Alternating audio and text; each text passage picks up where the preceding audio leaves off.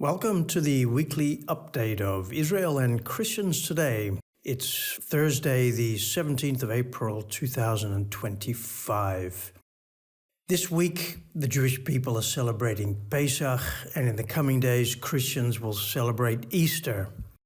At the heart of Pesach and Easter is the suffering lamb that was slain in order that God's people might be freed from slavery. Suffering is the doorway to freedom, salvation, and ultimately resurrection.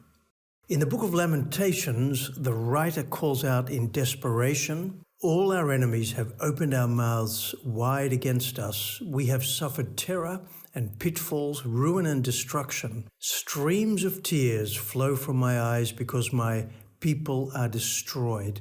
My eyes will flow unceasingly without relief until the Lord looks down from heaven and sees." The Jewish people today are experiencing in an excruciating way the suffering, ruin, and destruction that has been their lot for centuries.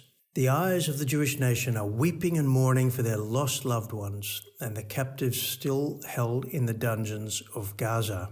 The vicious and incessant attacks by Hamas and other Islamic Jihad groups on Israel have led Israel to respond with massive force, causing immense destruction, ruin, and suffering of the people of Gaza.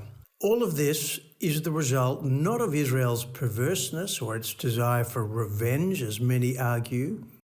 No, it is a direct result of the violence of those who are possessed by incessant and irrational hatred of the Jewish people. The truth is that if the Islamic nations and the rest of the world were simply to accept the right of the Jewish people to live as a nation, together with the non-Jews in their midst, within safe and secure borders, the conflict in the Middle East would be over in a second. For centuries, a part of the Arab and Islamic world has consistently refused to accept the existence of the Jewish people in their midst as a nation.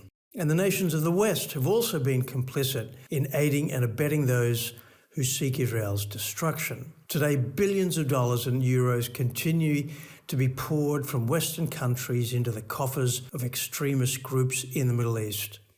So that is what the conflict is all about, the refusal to acknowledge the Jews as an independent nation in the land of their forefathers. And it is in that context that we should view Israel's current ongoing campaign in Gaza, including its refusal to allow food supplies into the Gaza Strip. This policy is attracting widespread condemnation. However, it needs to be appreciated that Hamas continues to refuse to release 50 hostages held in their tunnels. This methodology of Israel is intended to pressure Hamas to cut off its supply and force it to deliver up the hostages. Hamas also refuses to give up its dedication to the slaughter of Jews and destruction of Israel. And the revolutionary regime in Tehran, the largest sponsor and promoter of violence against the Jewish people, continues to threaten to annihilate the Jewish state. What is Israel to do?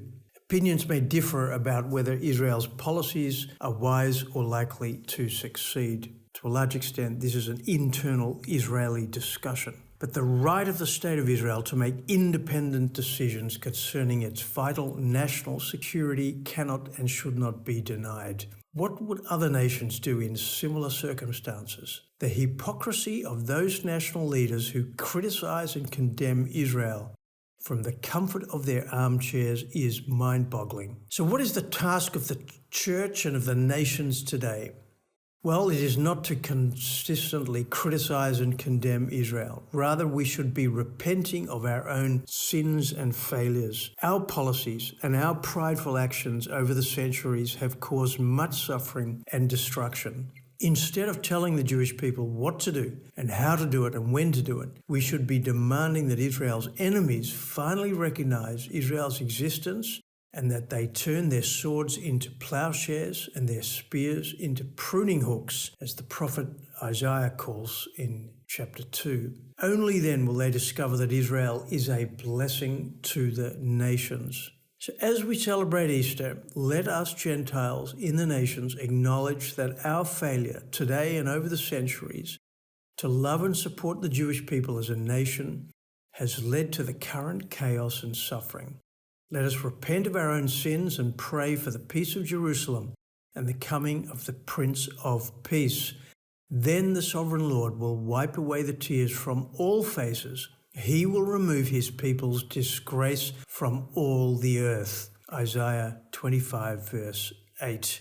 Well, that's the end of today's weekly update. Thank you for listening. We wish you a wonderful and blessed Pesach and Easter to all our Jewish and Christian listeners, and we look forward to seeing you next week. God bless.